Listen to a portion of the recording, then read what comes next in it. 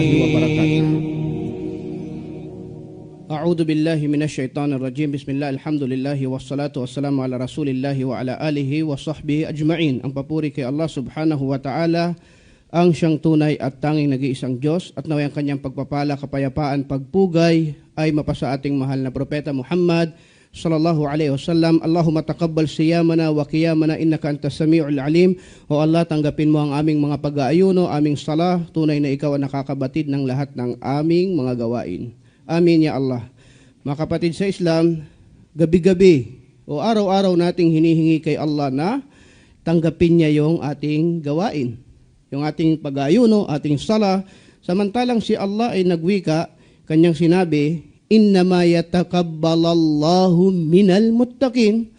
Ang tinatanggap lang daw ika ni Allah na gawain ay yung mula sa mga taong nangingilag gumawa sa pagkakamali, o yung nagpapakadalisay, o yung pinagaganda nila yung kanilang gawain. Katulad halimbawa sa sala, ang tatanggapin ni Allah yung sala na pinaghusay. Kaya sa sala, pinipilit mong magkaroon ng khusyu, takwa, tuma'nina, yung taimtim. At ganoon din pag mag-aalay ka ng kurban sa Idul Adha, yung mga hayop na bibilin mo, kakatayin mo, pinipili mo yung walang mga kapintasan, buo ang sungay, hindi pilay marahil, dahil gusto mong ialay kay Allah, dahil ang tinatanggap ni Allah yung mula sa mga may takot sa Kanya. At ganoon din sa pera ng zakat. Yung kinitang pera mula sa pagtitinda ng shabu, paano mo kukuha ng zakat? Marumi lahat yun. At lalong higit sa pag-aayuno. Subhanallah. Sapagkat sa pag-aayuno, paano tatanggapin ni Allah ang pag-aayuno na hindi nag-ayuno ang mata, ang bibig, ang kamay, ang paa? Patawarin tayo ni Allah subhanahu wa ta'ala. Innama yatakabbalallahu minal muttaqin. Kung nagdudua tayo, ya Allah, tanggapin mo ang aming gawain. Ya Allah, tanggapin mo. Ya Allah, tanggapin mo. Pero hindi mo naman pinagaganda yung pag-aayuno mo. Yung iba nagbisyo. Yung iba nagyosi habang fasting. Iba nanood ng haram sa internet. Yung iba walang tigil sa paninira sa kapwa niya Muslim. So, pagdating sa gabi, Allahumma taqabbal minna, umiyak-iyak pa. Kataas yung, paano yun? So, yun ay kawalan ng katarungan para kay Allah subhanahu wa ta'ala. Patawarin nawa tayo ni Allah subhanahu wa ta'ala, pero ganun pa man, patuloy natin hilingin, ya Allah, tanggapin mo ang aming mga gawain. Amin ya Allah. Mga kapatid sa Islam, napakaganda ng ating paksa dahil ito ay tungkol sa Ya'juj wa Ma'juj. Okay? Sanay na yung dila ko. Ya'juj wa Ma'juj. Okay. Ito ay merong dalawang banggit lang sa marangal na Quran at mas higit sa mga hadis na mahahaba. At naway bigyan tayo ni Allah subhanahu wa ta'ala ng tamang pag-unawa. Nag-umpisa ito karugtong pagkatapos natin banggitin si Dzulqarnain. Nang sabihin ni Dzulqarnain sa marangal na Quran sa Suratul Kahf, sinabi ni Allah subhanahu wa ta'ala, qala hadha rahmatun min Rabbi. Nung nagawa nila yung dike, yung kulungan o yung harang para sa mga Ya'juj wa Ma'juj, ito ay awa ng Panginoon ko. Sabi sa tafsir, siya ay sujud syukur. Nagpasalamat siya kay Allah. Dahil ginawa siyang instrumento ni Allah sa napakagandang gawain, mapigil ang kasamaan ng Ya'juj wa Ma'juj. فَإِذَا جَاءَ وَعْدُ رَبِّي جَعَلَهُ دَكَّا. At pag dumating na ang pangako ng aking Panginoon, ito ay guguho, magiging pulbos, masisira. Alin yun? Yung ginawa niyang dike. وَكَانَ وَعْدُ رَبِّي حَقًّا. At ang pangako ng aking Panginoon ay katotohanan. وَتَرَكْنَا بَعْضُهُمْ يَوْمَئِذٍ يَمُوجُ فِي بَعْضٍ. At makikita mo ika sila ay patong-patong, yamuj, umaalon. Paglalarawan ito na sobrang dami nila. Patong-patong sila, tapos sa sobrang dami nila, sila ay umaalon.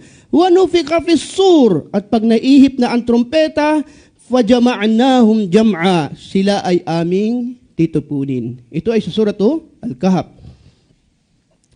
Ilang pagbabanggit patungkol sa Ya'juj wa Ma'juj. Sa Suratul Anbiya, sinabi naman ni Allah subhanahu wa ta'ala, وَحَرَامٌ عَلَىٰ قَرْيَةٍ أَهْلَكْنَاهُمْ أَنَّهُمْ لَا يَرْجِعُونَ. Ito ay tungkol sa mga nasyon na sinira ni Allah subhanahu wa ta'ala. Tulad ng Qaum Lut, kung paanong ang mga lalaki ay nakipagtalik sa lalaki, sinumpa sila ni Allah, pinarusahan, sinira. At maraming nasyon na binanggit na ni Allah subhanahu wa ta'ala sa marangal na Quran. Sila daw pagkatapos sirain ni Allah ay hindi na sila makakabangon muli. Meron ba tayong nakitang nasyon na sinira ni Allah at matatag na ulit ngayon? Wala. Ito ang paraan ni Allah subhanahu wa ta'ala. Hatta hanggang pwede silang bumangon ulit. Hatta idha futihat Ya'juj wa Ma'juj wa hum min kulli hadabin yansilun. Hanggang darating ang panahon na kung kailan pakawalan ni Allah subhanahu wa ta'ala ang Ya'juj wa Ma'juj, at sa sobrang dami nila makikita mo silang nagbababaan mula sa mga bundok. Hanggang doon sa oras na yon, walang babangon sa mga nasyon na sinira ni Allah subhanahu wa ta'ala. Okay, yan ang natatangi lamang sa marangal na Quran na binanggit ang Ya'juj wa Ma'juj. Hindi masyado detalye, no? Pero sa hadis ng Rasulullah sallallahu alaihi wasallam ay napakarami. Isa dito, isang gabi, ang Rasulullah sallallahu alaihi wasallam ay parang nanaginip, naalimpungatan, nagising, at bumangon. Tinanong siya ng kanyang asawa, radhiyallahu anha, "Ya Rasulullah, ano pong nangyari?" Ang sabi ng propeta Muhammad sallallahu alaihi wasallam, "Wailun lil Arab min syarri qad iqtarab. Laqad futiha min radmi Ya'juj wa Ma'juj." Subhanallah. Sabi niya, kaparusahan ito at tunay na palatandaan na lumapit na ang araw ng paghuhukom. Nagkaroon ika ng butas at gumanyan ng Rasulullah sallallahu alaihi wasallam, gumawa siya ng hugis bilog sa kanyang daliri. Nagkaroon ika ng radam, yung radam na ginawa ni Dzulkarnain. Nagkaroon ng butas ang dike o harang para sa Ya'juj wa Ma'juj. Nagising ang Rasulullah sallallahu alaihi wasallam at siya ay nangangamba na sinasabi niya, marahil isa ito sa palatandaan na malapit na ang oras o araw ng paghuhukom. Iligtas nawa tayo ni Allah subhanahu wa ta'ala. Ang mga sahaba isang beses, radiyallahu ta'ala anhum, sila ay nag-uusap. At para silang balisa. Kaya sabi na Rasulullah sallallahu alaihi wasallam, "Ma sya'anukum?" Napapano kayo? Para silang gulat na gulat para silang may problema "Ya Rasulullah," sabi nila, "natadakar, kami ay nagpapaalalahanan patungkol sa araw ng paghuhukom." Masya Allah. Ito ang magandang pag-usapan. Pag nakita mo yung mga kapatid, nagtitipon-tipon, ano pinag-uusapan nyo? Judgment Day. Anong Judgment Day? Yung end game. Iba yung end game sa Judgment Day. Ito talaga Judgment Day, Yawmul Qiyamah. Yun ang pinag-uusapan. So, ang sabi ng Rasulullah sallallahu alaihi wasallam, bilangin nyo ang 10. At itong 10 na ito, pag dumating, palatandaan to, major sign ng Yawmul Qiyamah. Pag dumating ay sunod-sunod na darating. Ang tinutukoy dito, yung mga malalaking palatandaan sapagkat ang maliliit na palatandaan ay halos naganap na lahat. Agree ba kayo doon? Ang totoo, maraming mga sinulat ang ating mga ulama patungkol sa mga minor sign ng Judgment Day o Yawm al-Qiyamah na halos nandito na lahat. Halos nandito na lahat. Maging ang pagdating ng Rasulullah sallallahu alaihi wasallam ay palatandaan na malapit na ang araw ng paghuhukom. At isa sa nakikita natin, nasasaksihan natin, direktang hadis ng Rasulullah sallallahu alaihi wasallam, minor sign to na nagaganap natin ngayon, nakikita natin, yatatawaluna fil bunyan, subhanallah. Yatatawaluna fil bunyan. Ang mga tao daw, bago mag-araw ng paghuhukom, yung mga mahihirap na yumaman, dating nag-aalaga ng tupa, ay yayaman at magpapaligsahan sila kung kaninong building ang mas mataas. Alam nyo ba, 50% ng matataas nagpapataasan na building ngayon ay nasa Middle East. Wala sa Europe, wala sa Amerika. Naandoon sa mga kapatid mong Muslim, na dati tupa ang inaalagaan. Totoo hindi. Pero natuklasan ng langis, yumaman ngayon. May building ka, 1 miles, gagawa ko 1.2 mile. Gagawa ako 1 milya ang taas ng building nila. Totoo hindi. Subhanallahil adim. Sayang na, kumbaga parang, alam nila tong hadis na ito at naniniwala sila. Sige, papatayo din ako mataas. Mas mataas yun sa akin. Pero hindi ganun ang tamang paniniwala doon sa hadis ng Rasulullah sallallahu alaihi wasallam. So dinatnan ng Rasulullah sallallahu alaihi wasallam yung mga sahaba, yaman din lamang kayo ay nag-uusap tungkol sa araw ng paghuhukom, ito ang 10. At binanggit ng Propeta Muhammad sallallahu alaihi wasallam, una, pagdating ng Dajjal. Number 1, at katulad ng sinabi natin kanina, pag dumating itong palatandaan na ito, sunod-sunod. Kumbaga isang chapter na lang to na magkakasunod. Pagdating ng Masihid Dajjal, ang bula ang propeta. At malaki ang usapin tungkol kay Dajjal. Pagdating ni Isa alayhi salam, dahil sobrang laki ng fitna ni Dajjal at sinong papatay sa kanya? Si Isa alayhi salam. At pagdating ni Isa alayhi salam, ay iipunin niya ang kanyang mga tagasunod. Okay? Dahil darating ang Ya'juj wa Ma'juj. Uutusan sila ni Allah na magtago, pumanik sa bundok dahil hindi nyo kaya labanan ang Ya'juj wa Ma'juj. Nakita nyo yun? Kaya ni Isa alayhi salam si Dajjal patayin, pero hindi nila kaya ang Ya'juj wa Ma'juj. Mas malaking fitna ito. Si Dajjal ay napakalaking fitna. Ang katotohanan, sunna ng Rasulullah sallallahu alaihi wasallam, nabanggitin natin sa huli ng sala na magpakupkup tayo laban sa Dajjal. Kung ginagawa natin. Dahil kabilang ito sa malalaking fitna na maraming mananampalataya, mawawalan ng pananampalataya dahil sa fitna o tukso ni Dajjal. Pero hindi siya kaya ni Isa alayhi salam. Kaya siya ni Isa alayhi salam, pero mas higit pala sa kanya ang Ya'juj wa Ma'juj. So, very interesting. Subhanallahil azim. Papanik sila doon sa bundok dahil magtatago sa paghahari ng Ya'juj wa Ma'juj. Okay. 1, 2, 3. Tatlong major sign.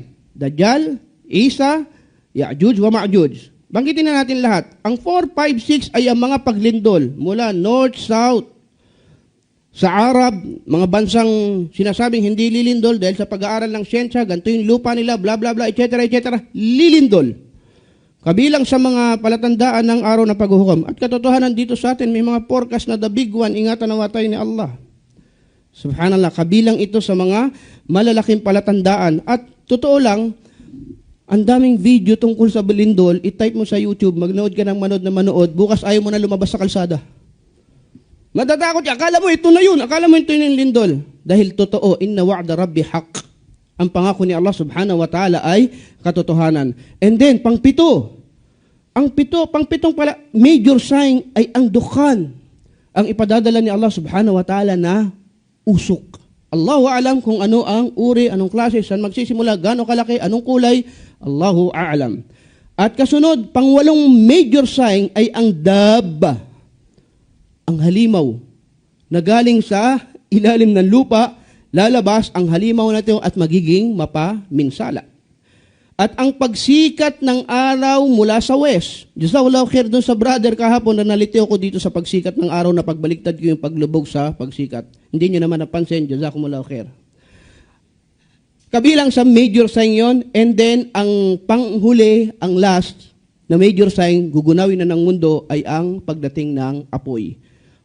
Inshallah, baka next Ramadan, kung buhay pa tayong lahat, ay maganda rin itong topic, pag-aralan, araw-araw, sign, day of judgment, para mapuno ng takwa yung ating mga puso. Amin ya Allah. Sa isang hadis pa na Rasulullah sallallahu alaihi wasallam, at ito napakagandang hadis na ito. Very inspiring. Isra wal Mi'raj, alam natin yun, di ba? Ang Rasulullah sallallahu alaihi wasallam mula sa Makkah, pumunta ng Palestine, ng Baitul Maqdis, ito ay Isra. Wal Mi'raj mula Palestine hanggang sa Sidratul Muntaha. Nagbiyahe ang Rasulullah sallallahu alaihi wasallam sa kalangitan. Meron dun tagpo, subhanallah, nakausap ng Rasulullah sallallahu alaihi wasallam si Ibrahim alaihi salam, si Musa alaihi salam, at si Isa alaihi salam.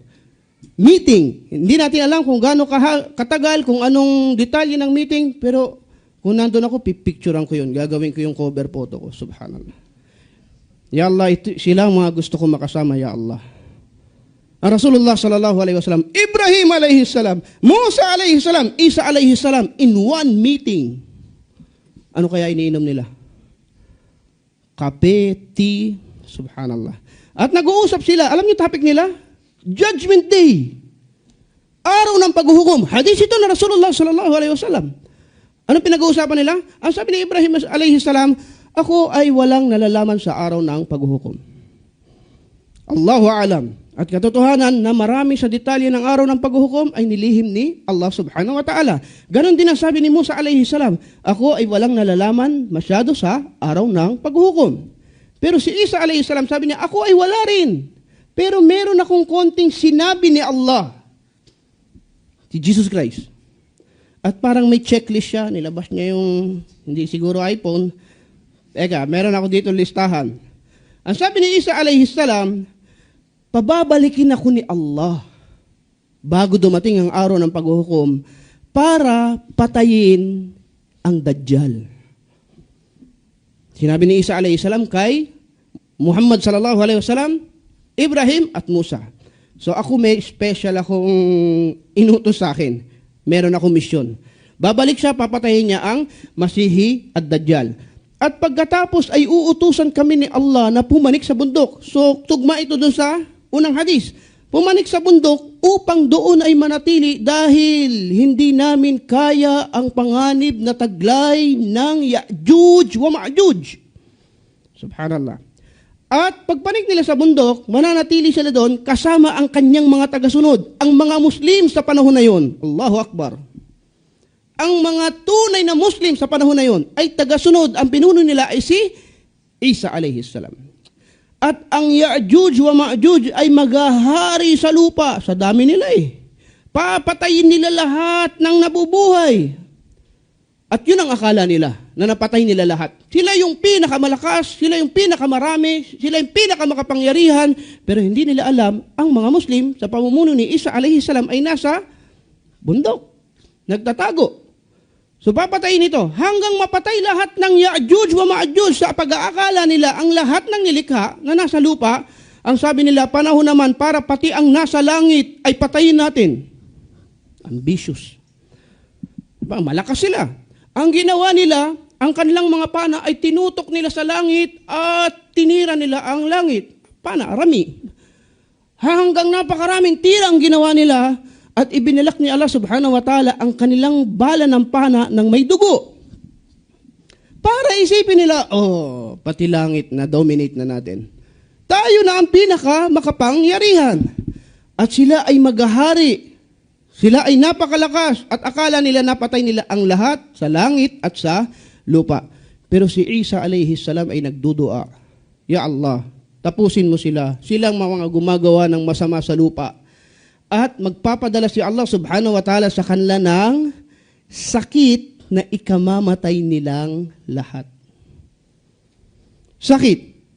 Lahat, at pati, may mga komentary, pati yung Tyran Ababil, yung nagprotekta sa Kaaba, ng mga ibon na kumuha ng malit na bato, binato sila, padadala ni Allah para malipol itong Ya'juj wa Ma'juj. Pag nangamatay sila sa lupa, ang dami nila, kakainin ng mga hayop lahat ng kanilang katawan. Mauubos sila, zero, walang bakas. At bababa si Isa alayhi salam, ang mga Muslim, ang mga kanyang tagasunod sa araw na yon, at sila ay mamumuhay muli sa lupa. Sinasabi ng ating mga ulama, pagbaba nila, ito ang magiging pinakamapayapang panahon sa lupa sa kasaysayan. Gaano kapayapa? Yung lobo, hindi niya kakainin yung tupa. Magkatabi. Sweet sila. Yung bata, lalaruin yung ahas. Walang magpapatayan. Sobrang payapa. 100%. Subhanallah. Naway maparanas sa atin ni Allah subhanahu wa ta'ala ang sobrang payapa na yon. At saka darating ang hangin. Kasama dun sa sinabi ng Rasulullah sallallahu alaihi wasallam na 10 palatandaan ng araw ng paghuhukom. At ang hangin na ito ang papatay sa lahat ng mananampalataya. Pag namatay ka doon sa hangin, congratulations. Ikaw ay kasama doon sa mananampalataya. At nang namatay na lahat ng mananampalataya, ay matitira ang mga hindi mananampalataya, obviously. Ang mga non-believer. At doon naman mangyayari ang pinakamasalimuot na panahon sa lupa. Walang katarungan, walang pagsamba, lahat ng layaw, lahat ng kasamaan, lahat ng kasiraan, kapalit nung nawala na yung mananampalataya. At pag nangyari yon, lahat ng nasa lupa ay puro kasamaan na lang, lahat ng tao ay walang pagkilala sa Diyos, darating na ang ang hayop, ang halimaw pala, mula sa lupa, at darating na nasisikat ang araw sa west, at darating na ang apoy at araw na ng paghuhukom. Ito ang ilang mga detalye sa Ya'juj wa Ma'juj na binanggit sa Quran at hadis ng Rasulullah sallallahu alaihi wasallam. Meron sila mga katangian na binanggit. Ang kanilang mga mata daw ay maliit. Kaya nga sinasabi nila na si Nuh alayhi salam ay meron 3 anak at ang isang anak niya mula sa lahi na yon ay mga itsurang Asian tayo. Yun ang tinutukoy. Kasi wala tong matibay na dalil na hadis, pero binabanggit to ng mga tafsir ng mga Tabari, ng Ibn Kathir. Wala naman dahilan para tutulan ito ng mga tao dahil kasaysayan ito ng tao. At maliliit yung kanilang mata, ang hugis ng kanilang muka ay panangga na pinukpok ng martilyo. Ibig sabihin, may tulis. May tulis. At ang damit nila ay mabalahibo. Siguro sa part ng, mamaya malalaman nyo kung anong tinutukoy. At sobrang dami nila, merong isang hadis na ang mga taong ito ay nag-uusap tungkol dito sa ilog na ito, tungkol sa malaking bakante ng lupa pala, rather, ang sabi nila, dumating dito ang Ya'juj wa Ma'juj. Uminom ang isa hanggang sa sumunod lahat, uminom lahat ng Ya'juj at Ma'juj, natuyo ang ilog. Ganon sila karami. So, ito yung ilang mga komentary. Last, para mahabol natin. Sinasabi ng iba, 16th century, somewhere, Allahu a'lam, komentary lang to ng mga ulama, nagkaroon ng malaking imperyo ang mga Mongolian. Dark Ages, Allahu a'lam, baka familiar kayo sa history na to, yung mga Khan, yung mga... sila ay maraming pinagpapatay ng mga Muslim. At meron na itala sa kasaysayan na meron silang nilusob na isang bayan ng Muslim, pagkatapos yung leader nun ay tumayo sa mimbar at sinabing kaya kami lumabas ay dahil sa kasamaan nyo. So maraming mga komentary ng mga ulama na yung time na yun dumating na ang Ya'juj wa Ma'juj. Pero inikisa nila dahil hindi pa rin naging matibay, siguro inisip lang nila. Pangalawa, meron din nagsasabi na ang Ya'juj wa Ma'juj ay ang mga Chinese. At ang kanilang harang ay itong Great Wall of China. Marami nagsasabi na sila ay hindi nakakulong literal katulad ng iniisip natin. Sila ay malaya at darating ang panahon na sila ay magiging malakas at aatakihin ang tao sa mundo. Pero hindi totoo. Bakit? Kasi sabi ng ating mga ulama, hindi sapat ang katibayan. Ang ginamit ni Dhul-Qarnayn na materyales sa kanilang radam, yung dike o yung pangharang ay, natatandaan nyo kahapon, bakal at tanso at tinunaw at hindi yun ang Great Wall of China. Pero sa panahon kasi ngayon, halos lahat na ng lugar ay merong Google Earth eh. Saan kaya yung Ya'juj wa Ma'juj dito? Hanapin mo dito sa Ustad, wala eh. Hindi ko makita yung Ya'juj wa Ma'juj kung saan banda yung... Hindi mo makikita, hindi mo sinabi ni Allah eh. Anong malay ng Google Earth doon? Ibig sabihin, ito lang ang ibinalita sa atin ni Allah at dapat sapat na tayo dito. Dahil ang totoo, meron naman talagang parte na hindi pa natin alam sa mundo. At hindi pa ganun kataas ang kaalaman ng tao dahil ang kaalaman ng tao ay gapatak lang sa pinagkaloob ni Allah subhanahu wa ta'ala. Ganun pa man, ang lahat ng ito ay binalita ni Allah subhanahu wa ta'ala para maging dahilan ng pagtaas ng ating iman. Maniwala tayo kay Allah subhanahu wa ta'ala at maging handa pa sa pagdating ng araw ng paghuhukom at naway ibilang tayo ni Allah subhanahu wa ta'ala sa nakakarinig ng kasaysayan at nagiging dahilan ng pagkakaroon ng takot sa kanyang puso. Barakallahu fikum, jazakumullahu khairan, wa sallallahu ala nabina Muhammadin wa ala alihi wa sahbihi.